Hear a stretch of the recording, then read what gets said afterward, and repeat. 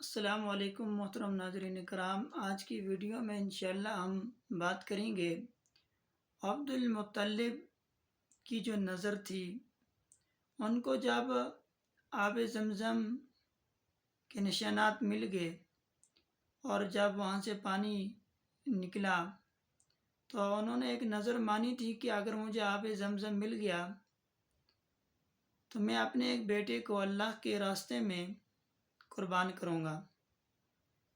چاہے زمزم کے کھوتے وقت عبد المطلب کا سوائے اکلوتے بیٹے حارث کے اور کوئی یار و مددگار نہ تھا، اس لیے منت مانی کہ اگر اللہ تعالیٰ مجھ کو 10 بیٹے عطا فرمائے تو ایک بیٹا میں اللہ کے راستے میں اللہ کے نام میں ذبح کروں گا۔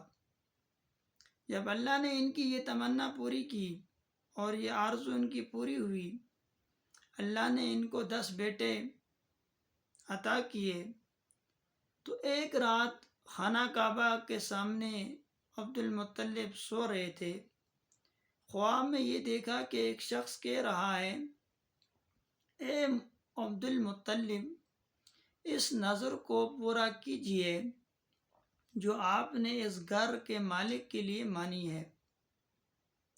عبد المطلب خواب سے بیدار ہوئے اور سب بیٹوں کو جمع کیا اور اپنی نظر اور خواب کی خبر دی۔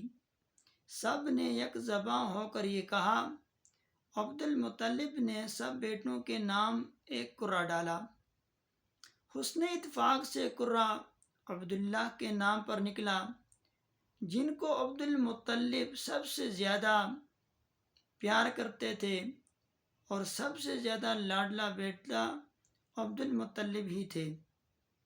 عبداللہ کا ہاتھ پکڑ کر ذبح خانے کی طرف جب عبد المطلب چل پڑے،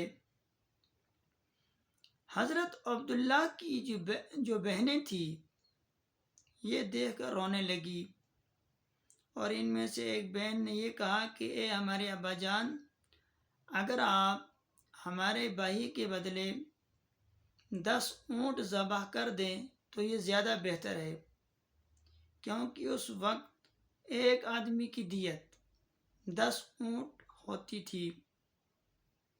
عبد المطلب نے ایک طرف 10 اونٹ رکھے، ایک طرف 10 اونٹوں کا قرعہ ڈالا، نام لکھے، اور دوسری طرف عبداللہ کا نام لکھا۔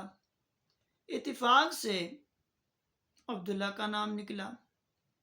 پھر اسی طرح 10 اور اونٹوں کا اضافہ کیا، پھر بھی عبداللہ کا نام نکلا۔ یہ سلسلہ جا کر 100 اونٹوں پر رکا۔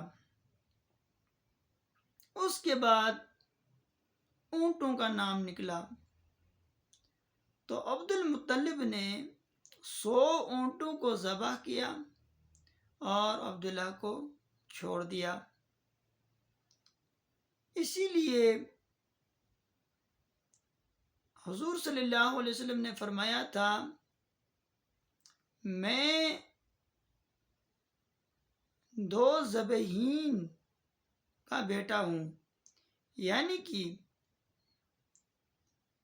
میرا باپ عبداللہ وہ بھی ذبح ہوتے ہوتے بچ گیا، اور میرے دادا حضرت اسماعیل علیہ السلام، ان کو بھی اللہ نے ذبح ہونے سے بچایا، اس لیے ان کو ابن الذبیحین کہتے ہیں، یعنی 2 ذبح کے فرزند۔